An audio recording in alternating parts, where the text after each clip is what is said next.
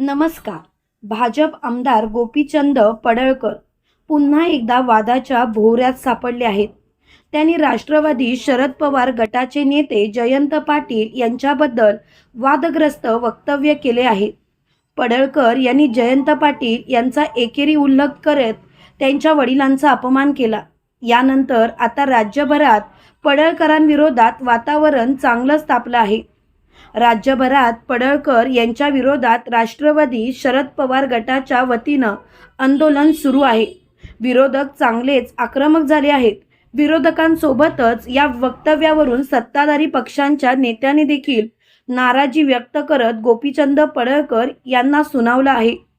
दरम्यान पडळकर यांच्या या वक्तव्याचे राज्यभरात तीव्र पडसाद उमटल्याचे पाहायला मिळत आहे. बापू बिरू वाटेगावकरांचे पुत्र शिवाजी वाटेगावकर यांनी गोपीचंद पडळकर यांच्यावर जोरदार हल्लाबोल केला आहे.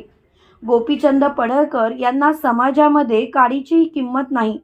जो आमचं कुलदैवत बिरोबाच्या देवळात जाऊन बिरोबाची खोटी शपथ खातो की मी जरी उभा राहिलो तरी भाजपाला मतदान करू नका.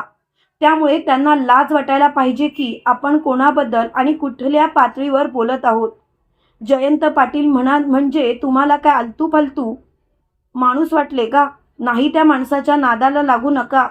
तुम्ही आता कधी या वाळवा तालुक्यात येण्याचा प्रयत्न करा.